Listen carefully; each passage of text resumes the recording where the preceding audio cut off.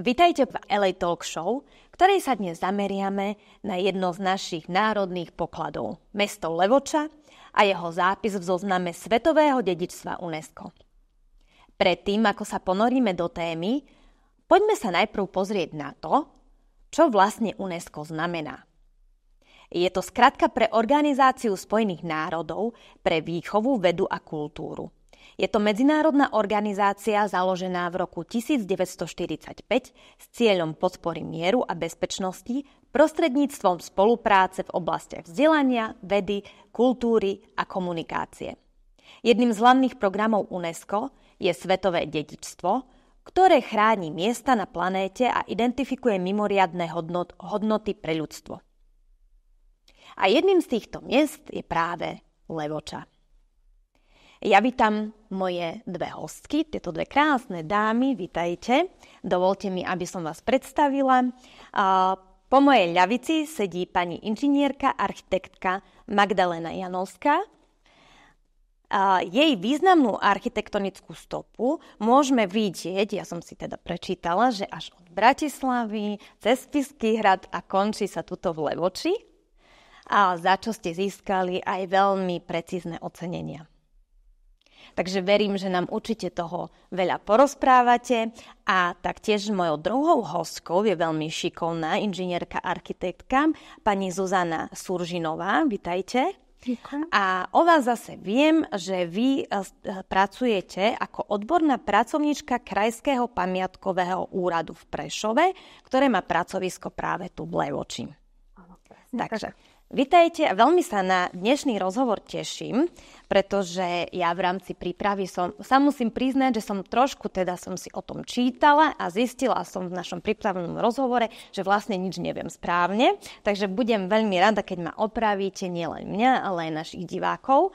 A začneme asi tým najdôležitejším a to je, že čo robí Levoču takým výnimočným miestom, že práve Levoča bola zapísaná a zaradená do zoznamu Svetového dedičstva UNESCO. Tak pokiaľ môžem, v rámci toho, že som pripravovala nominačný projekt pre zápis, tak môžem povedať, že Levoču robí výnimočnou práve miera zachovaných autentických hodnôt. To znamená, že sú to hodnoty, ktoré sú pôvodné. Nie sú to obnovené veci, ale zase na druhej strane musím povedať, že súbor stredovekého mesta, akým Levoča je, máme na Slovensku určite viacero a nielen na Slovensku, ale aj v Európe. Pri zápise do UNESCO sa musí preukázať, a to aj komparatívnou analýzou, že nič obdobné jedinečné neexistuje a to musím zase podotknúť, že v prípade mnohí Levočania si myslia, že tá Levoča je ako mesto zapísané. Nie je to tak. Levoča je zapísaná ako súčasť súboru, to znamená rozšírením už staršieho zápisu Spišský hrad a pamiatky okolia. Došlo k tomu, že sme museli preukázať, že Levoča vlastne ten pôvodne zapísaný súbor doplňa o to, že pokiaľ Spišský hrad prezentuje hradnú architektúru, spišská kapitula so spišským potradím, to, čo je pod tým hradom, tak Levoča je práve príklad vlastne kráľovského mesta, čiže mestskú konglomeráciu. Takže vlastne ten zápis sa rozšíril a zobrazilo sa to aj v názve, že je to teraz Levoča, Spišský hrad a pamiatky okolia, ale treba si uvedomiť, že vlastne súbor je hodnotný ako celok, pretože tak ako vznikli tie jednotlivé lokality ako samostatné, tak v rámci iných miest Slovenska, ako je napríklad Bratislava, Nitra, rozvojom samotného podhradia, čiže toho mesta, ten hrad, tá kapitula a to mesto splynuli do jedného veľkého urbanistického celku. A my práve tu na Spiši máme, možno aj vďaka tomu, že v tom 14. storočí niekde tu ten rozvoj toho podhradia Spišského hradu zastagnoval, tak vlastne nedošlo k splynutiu do jednej mestskej aglomerácie a to je práve vlastne ten unikát aj vrátane tej celej spišskej krajiny a tých diaľkových pohľadov, ktoré v podstate robia ten celý zapísaný súbor takým výnimočným. A vy ste rozprávali, že muselo dojsť k porovnaniu, teda, že sa teda to celé pripravilo. A s čím všetkým sa porovnávalo? Tak jednak sme museli porovnávať v tej komparatívnej analýze s už jestvujúcimi zápismi z lokalít, ktoré sú u nás, napríklad Banská Štiavnica, Bardejov, s českými mestami a vôbec na území celej Európy už zapísanými lokalitami, že nič nemá ten charakter, ako má práve tento urbanistický súbor toho Spiša. A ja sa ešte opýtam, že ja si tu pozerám tie moje poznámky a vlastne aká je história a to samotné kultúrne dedičstvo tej Levoče, či nám o tom môžete povedať niečo viac? To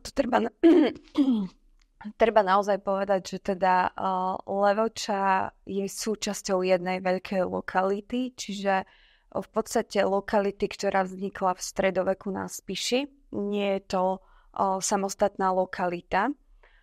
Samozrejme Levoča lokalitu, ktorá bola zapísaná skôr vhodne doplňa. Práve tak, ako povedala pani Janovská o to, že je to slobodné kráľovské mesto, ktoré si zachovalo svoju pôvodnú urbanistickú štruktúru. Levoča v takmer nezmenenom stave, vďaka aj tomu, že tu bol zachovaný fortifikačný systém. To je jednou z tých výnimočností, ktorá sa porovnávala práve aj v rámci tej komparatívnej metódy, že teda fortifikácia je zachovaná až v rozsahu 80%, čo v podstate nemá asi žiadne iné mesto, teda u nás určite nie. Bardejov je tuším 65, ak si správne pamätám. Potom je to aj to, že teda Levoča bola hospodárske, obchodné, ale aj administratívne centrum. Ďalšia vec, ktorá veľmi tomu pomohla, je, že má tú svoju pútnickú históriu od 13. storočia, čo veľa iných lokalít nemá, ale tak ide tu hlavne o tú autenticitu a intaktnosť zachovania celku a do toho sa neráta teda len to, čo je v rámci hradieb, ale aj to, čo je už za hradbami. Čiže je to tá prírodná krajina, to pôvodné prírodné prostredie, v ktorom Levoča bola postavená.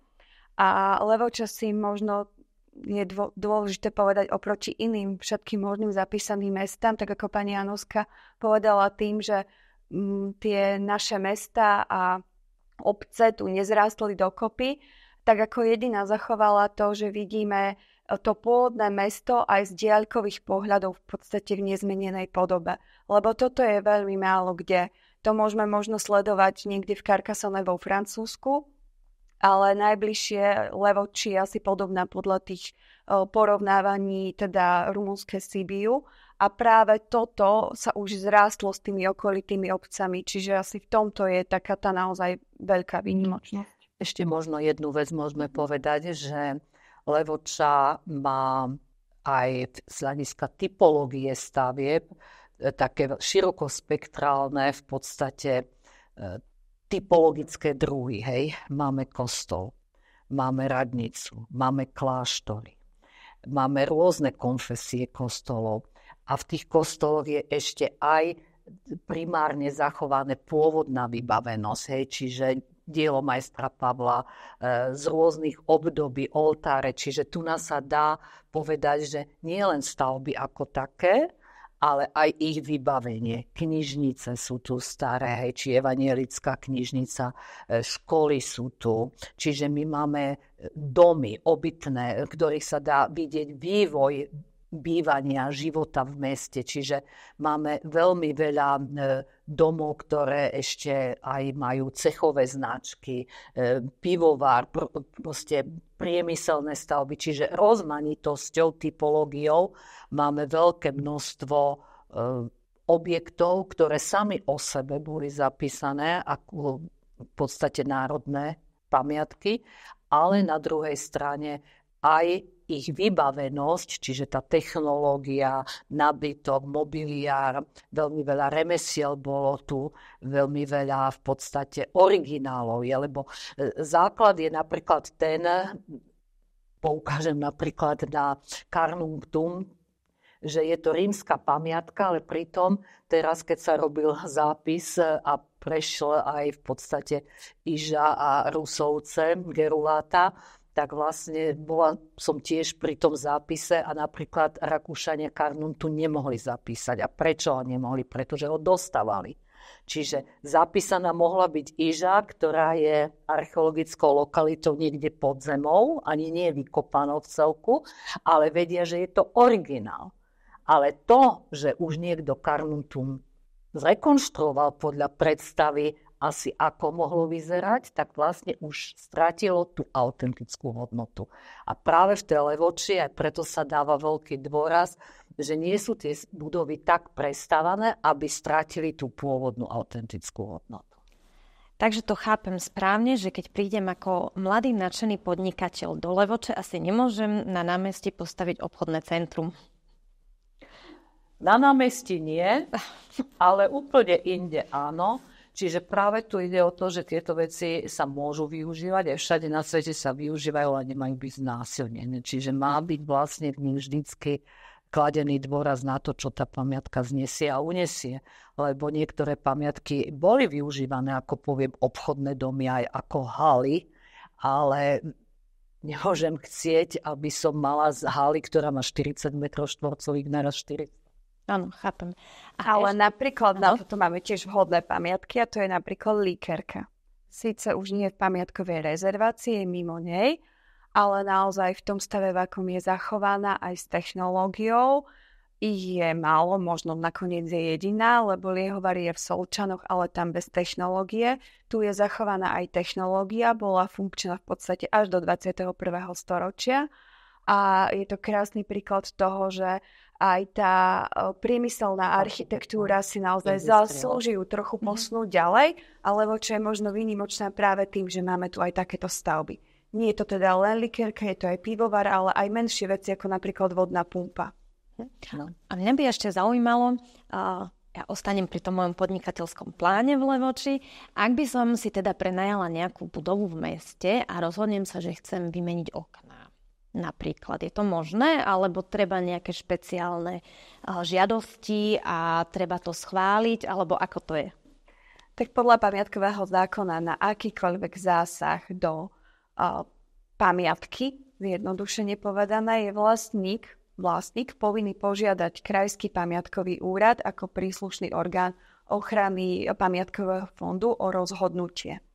V tomto rozhodnutí Krajský pamiatkový úrad presne určí podmienky, za akých je to možné a či vôbec je to možné a prípustné.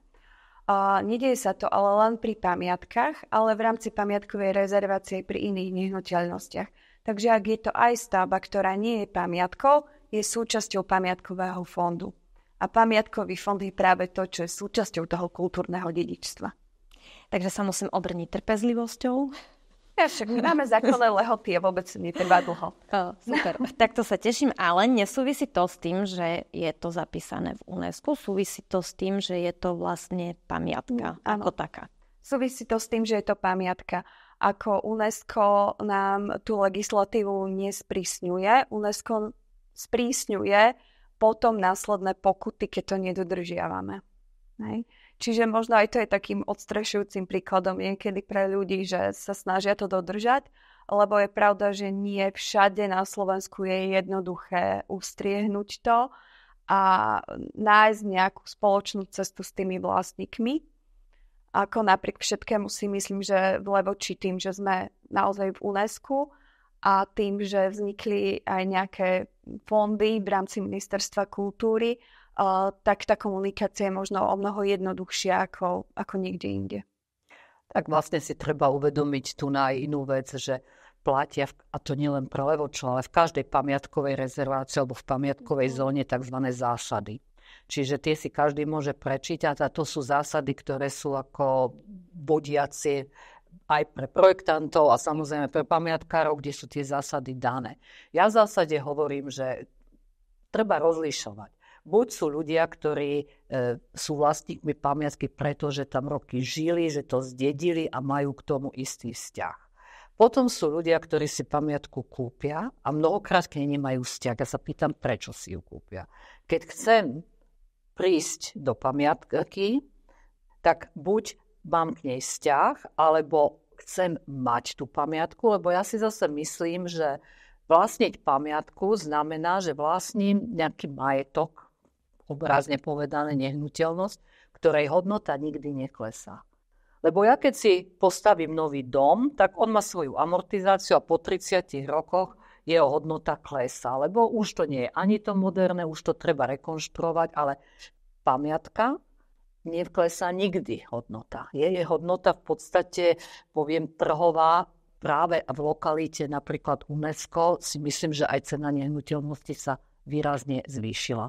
Takže v zásade si myslím, že každý, kto do toho vstupuje, tak buď toto zohľadní a je si vedomý, že čo kupuje, ale nemôžem niečo kúpiť a potom chcieť, aby som to, lebo vlastne tým škodím celej tej lokalite aj tým ľuďom, ktorí do tej pamiatky kopú tých financií vlastných, akože vrazia.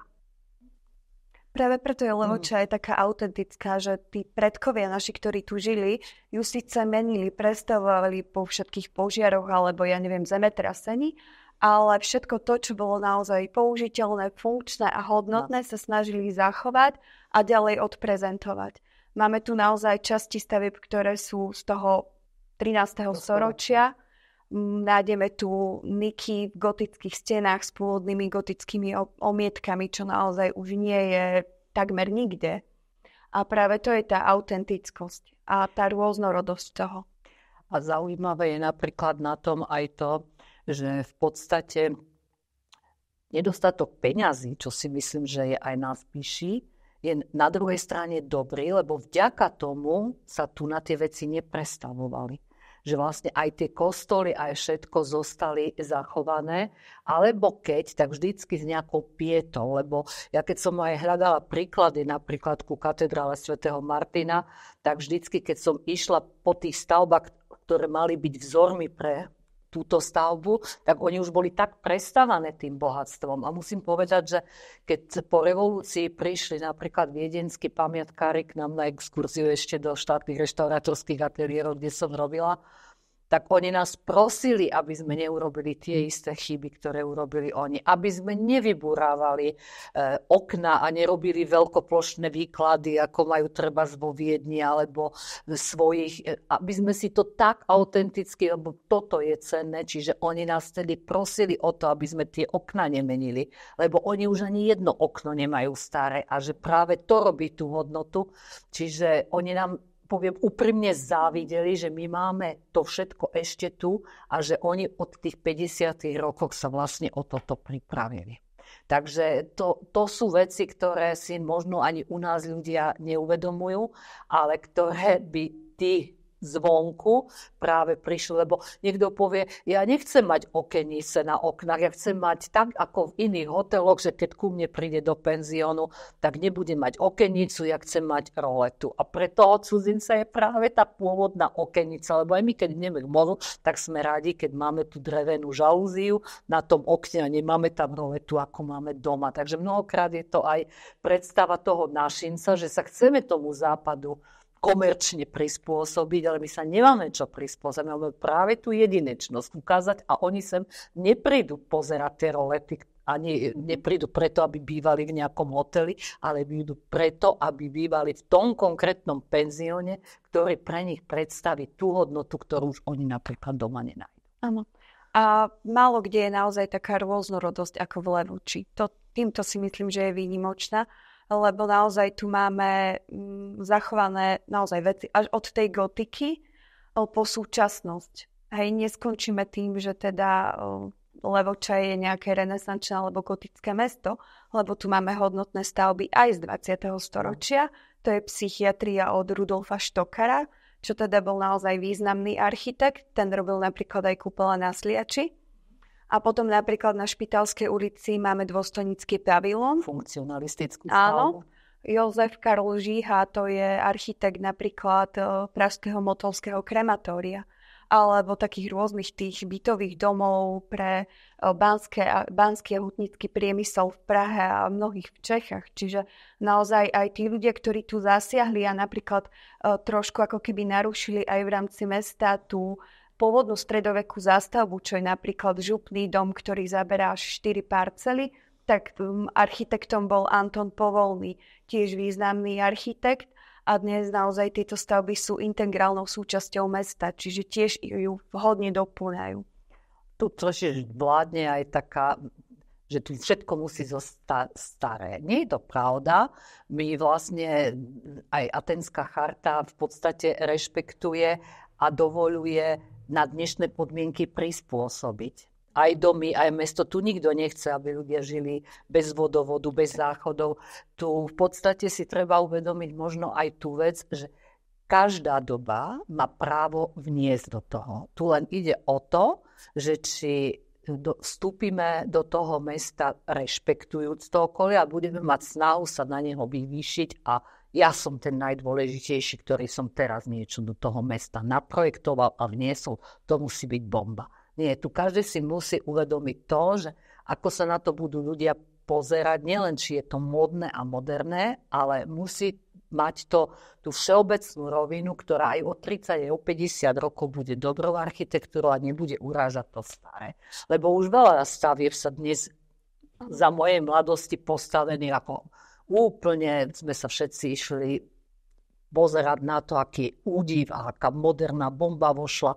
Za 10 rokov to bolo špinavé, za 20 rokov už to bolo vysťahované a za 30 rokov sa to búralo, lebo už napríklad, berme aj Žilinské námestie, hej, tak už napríklad dnes to námestie dvakrát sa snažili rehabilitovať a meniť, lebo prišli na to, že je to len kulisa. Takže tu práve o to ide, že nevyrobiť z tých miest kulisu, zachovať kontinuitu, život do nich vniesť a kľudne sa to môže diať pomaly, ale nie za veľké peniaze, lebo niekedy dostatok peniazy plodí nie vždy dobrý výsledok. Tu platí, že najlepšia architektúra je tá, ktorú si nevšimnem na prvý pohľad. Áno. Hej? Lebo my chceme, aby to, čo je nové, bolo súčasné, ale zase v tomto prípade to nesmie dospieť do toho, že tu bude moderná architektúra konkurovať tomu starému. Lebo aj v tom je tá jedinečnosť tejto lokality. Že to nie ako Paríž, kde je celá nová štvrť Défense. Pretože Levoča naozaj síce sa od 19. storočia vyvíjala aj mimo hradieb, ale vždy ostalo ako keby to staré mesto oddelené tými hradbami, aj to svojou polohou na kopci oddelené. Ste mi tak pekne zodpovedali, ani neviete 3 otázky, ktoré som ani nemusela položiť, ale výborne sa to počúva, lebo myslím si, že my ako laici alebo bežní turisti, ktorí prídu do takého mesta, máme veľmi skreslené predstavy o tom, že čo to vlastne všetko obnáša, že Levoča je zapísaná ako v svetovom dedičstve UNESCO. A ja sa chcem opýtať, či sú nejaké opatrenia, alebo či je možné, aby niekedy vlastne bola Levoča vyškrtnutá. Alebo je to zapísané navždy a už to tak bude, alebo či je tam nejaký proces, nejako sa to kontroluje, alebo ako to vlastne funguje ďalej. Robí sa pravidelný monitoring lokality UNESCO. Robí sa to každý rok. Jeden rok sa robia tzv. Pasportizačné karty, kde sa každá jedna pamiatka aj zvonku nafotí. V tých pasportizačných kartách sa hodnotí stav nejakým bodovaním, v akom sú stavebno-technickom stave, zapisuje sa tam, kto je aktuálnym vlastníkom, ale aj to, či sa spracovala nejaká projektová dokumentácia na ten objekt, alebo čo tam bolo obnovené. A ďalší rok sa robí samostatná správa, ktorá má možno nejakých 130 strán a tam naozaj je strašne veľa údajov, ktoré sa dávajú. Sú to aj také štatistické údaje o návštevníkoch, národnostiach, parkovaní, v podstate, ktoré na prvý pohľad nie sú dôležité, ale potom sú to aj chránené pohľady, ktoré sa fotia. To sú chránené pohľady aj v rámci pamiatkovej rezervácie, aj v rámci ochranného pásma. Čiže ide o to, aby nám zachované ostali niektoré priehľady, pohľady na objekty, ale aj silueta a panoráma mesta, čo je veľmi dôležité. Strešná rovina. A strešná rovina, samozrejme. No a keď to všetko máte takto pripravené, ako pripravujete to vy konkrétne, alebo je nejaká komisia, ktorá príde a to skúma, alebo ako to funguje? Nie, toto robím ja konkrétne na Levoču. Áno. Samozrejme nie celú lokalitu, čiže Spišský hrad, pamiatky okolia, ešte k tomu patria. Toto robia kolegovia, Levoču robím ja. Samozrejme je to v rámci pamiatkového úradu Slovenskej republiky, čiže ďalej to spracováva potom pamiatkový úrad Bratislava a pravidelne sa to všetko vlastne posiela do Paríža, kde teda sídli UNESCO. Stálej komisii slovenskej. Každých 6 rokov je veľký. A každých 6 rokov je veľký monitoring. A naozaj máme aj lokality na svete, ktoré teda boli vypísané. Je zoznam ohrozených lokalít, momentálne je tam teda Viedeň. Viem, že tam chvíľu bola aj Banská Štiavnica, hrozilo to aj Bardejov. Čiže naozaj tu ide o to, aby sme spolupracovali pri tom zachovaní toho, čo tu máme, aby sme hľadali cesty, ako bude mesto živé, ako ho vieme opraviť a obnoviť, ale zachováme tu tie pamiatkové hodnoty, ktoré máme a ktoré sú výnimočné v rámci celej lokality. Napríklad pri procese zápisu sa musel dávať tzv. Management plán, čiže muselo byť definované, aké nástroje máme na to, aby sme dokázali tú lokalitu tak ďalej manažovať, aby nestratila tie hodnoty, aké bezpečnostné a poistné opatrenia máme, aké orgány sú tu, ktoré na toto budú dohliadať, aká je odborná skladba ľudí, ktorí v podstate do toho tu vstupujú, ktorí sa podieľajú na obnove. Čiže toto všetko to bola vlastne takáto hrubá dokumentácia, ktorá v tej angličtine tam išla. No a pri tých monitoringoch sa vlastne toto vyhodnocuje a tie management plány by sa mali v podstate, majú svoju obmedzenú platnosť, myslím, na 5 rokov a každých 5 rokov by sa mali potom ďalej aktualizovať. No a robia sa tzv. Riadiace skupiny, keďže my sme väčšia lokalita a na tej riadiacej skupine sa potom prejednávajú aj také tie spoločné manažerské záujmy a aj spôsob, ako dosiahnuť tie výsledky. To znamená, že sú tam ľudia, ktorí spravujú Spišský hrad, Žehru, čiže je tam cirkev, sú tam štátna správa, obecné úrady, mestské úrady, všetko. Hej, potom je tam napríklad aj bezpečnostné zložky, aj je požiarny zbor, pretože tu vlastne je treba preukázať aj, že máme manažment požiarnej ochrany týchto vecí. Aj to sú náročné veci, že sme videli napríklad Banskú Štiavnicu, hej, ako to tam skončilo, takže tu nám je vlastne tých vôbec to, čo všetko vstupuje. Ale zase na druhej strane je treba povedať, že každý si musí uvedomiť, že napríklad Spišské Potradie je od roku 93, myslím, zapísané. My sme v podstate až neskôr, ale zoberme si, že ako za tie roky, keď si zoberieme, že teraz je to už vlastne 30 rokov, ako to mesto sa zmenilo, koľko sa tam toho opravilo, ako to mesto vyzerá.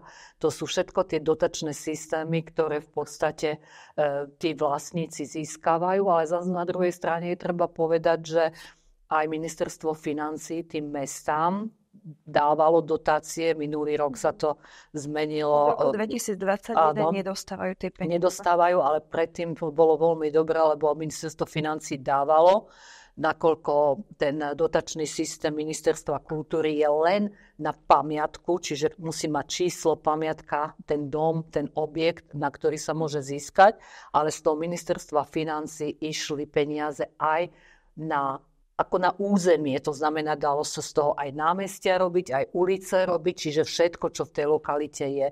Tu je vlastne absencia, že Slovenská republika sa síce zaviazala chrániť tieto mesta, ale nemá legislatívne zápis UNESCO v zákone 49 pamiatkového zákone zadefinovaný. Tým pádom napríklad a ten dotačný systém Ministerstva kultúry sa nevzťahuje na objekty, ktoré nie sú síce kultúrnou pamiatkou, ale sú to objekty, ktoré sa nachádzajú na území UNESCO lokality a na nich by sa mala tiež tá ochrana, aj tá dotácia. A to aj na územia, to znamená na všetko, na tú plochu, ktorá je zapísaná, na to ochranné pásmo tej plochy.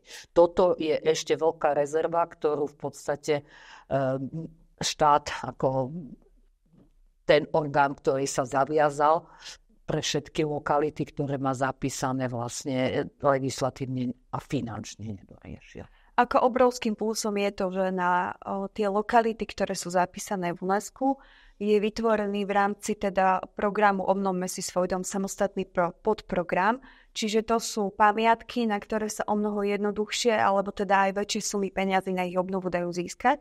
Ale naozaj tým, že tuším v roku 2021, ak mám správnu informáciu, nastala tá zmena, že poslaneckým návrhom vlastne áno, to že zmenili. vlastne tieto lokality stratili finančné prostriedky, čiže na druhej strane je aj pochopiteľné, že potom je o mnoho ťažšie pre mesto ako Levoča napríklad obnoviť celé námestie alebo vybudovať chodníky a tak ďalej, pretože tam nemôže použiť také materiály, ako napríklad zoberme si, neviem, žiarna betónová dlážba napríklad, alebo ísť do kameňa. Čiže ako toto by sa určite malo nejakým spôsobom riešiť, možno upraviť, aj keď to už bohužiaľ nie je v našej moci. A s tým, čo ste teraz rozprávali, tak ja ešte sa skúsim opýtať, že či je niečo, čo ohrozuje Levoču, teda vlastne asi Podhradia a Spišský Hrad, keďže sú zapísaní spolu, či niečo podľa vás je také, čo ohrozuje tak, že by mohla byť vyškrtnutá práve z kultúrneho dedičstva UNESCO. No, tak to je tak, ako sme sa rozprávali predtým, že pravdepodobne najväčším problémom bude teda dreveník a ťažba pri Spišskom Podhradí, pretože v podstate to už malo byť zastavené. To sú vždy veľmi otázne a veľmi, veľmi zložité veci na riešenie, ale toto môže ohroziť momentálnu situáciu určite. To je veľmi čitateľné, lebo keď si zoberiete pohľady a monitoring, ak sa ten lom približuje, tak veľmi ťažko je niekomu zo zahraničia, keď príde na monitoring, povedať, že vlastne sa tam neťaží, keď sa lom približuje k tomu hradu.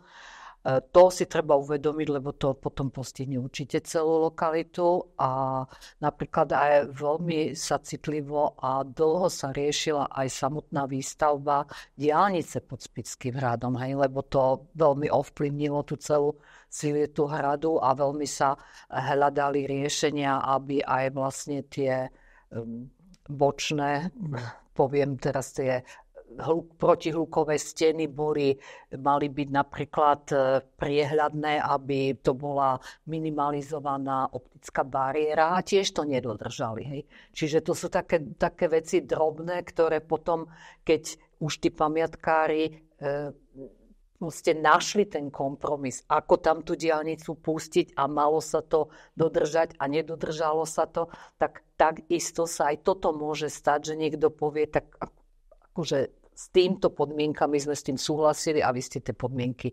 nedodržali a neakceptovali. A to sú veci, ktoré v podstate tomu nepomôžu a vlastne potom aj pri iných riešeniach sa bude veľmi ťažko hľadať kompromis, keď sa vlastne tie podmienky nedodržiavajú.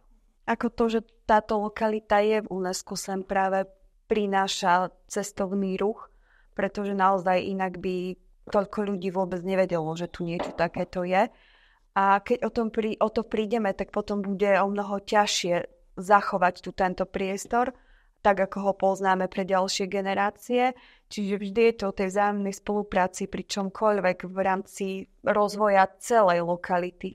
Akýkoľvek ďalší strategický rozvoj, lebo je pochopiteľné, že tá diaľnica v mnohom pomohla, ale vždy je naozaj potrebné rešpektovať všetky veci, lebo nie je to dané len tak pre nich za nič. Napríklad veľkým problémom bolo aj množstvo a rôznorodosť tých tabú informačných a reklamných, ktoré vznikli a jednak vznikli kumuláciou a jednak, keď ich je veľa, tak sú už úplne kontraproduktívne. No a okrem toho oni mali absolútne nulové estetické hodnoty. Každý si čokoľvek napísal, jeden sa z druhého prelepil, takže asi pred 5 rokmi sme riešili, že ktoré sú povolené, ktoré nie, mali byť preč, boli aj odstavené, ale v konečnom dôsledku sú tam znovu. A tí turisti, ktorí prídu v tej lokality, inde, kde to poznajú, tak sú z toho dosť hrození, že vlastne toto sme dovolili. Hej? Čiže tu si to možno našinec tak neuvedomuje, ale tie pútače a reklamy v podstate jej škodia. Vytvárajú vizuálny smog. Úplne. Áno, s tým asi máme všeobecne problém. Ale nie len reklamy, aj dopravné značky. Hej. Čiže nedávať ich tam naozaj, kde nie sú potrebné a minimalizovať to. Alebo v Lani sme mali presne taký prípad, kedy nám pribudlo na námestí 2-metrová dopravná značka a myslím si, že úplne nebola potrebná. Takže aj toto vytvára úplne rušivý prvok, ktorý naozaj nie je potrebný, lebo si myslím, že každý turista, keď sa raz do Levoče dostane, tak aj trafí preč. Asi áno, ja sa tak usmievam, lebo ste mi opäť zodpovedali otázku, ktorú som nepoložila, ide nám to výborne. A teraz, keď už sme pri tej turistike, tak ja mám na vás takú osobnejšiu otázku. Chcela by som vedieť, že ktorá je pre vás osobne taká tá najpamiatka, ktorá je vám tak srdcu najbližšia, ku ktorej máte možno najviac na vás zapôsobila, máte k nej najbližší vzťah. Myslíte teraz v Levoči? V Levoči. Keďže máme LA Talk Show, tak skúsme Levoču. Tak pre mňa je to asi radnica, ktorej som sa teraz v poslednej dobe najviac venovala. Takže asi tá radnica.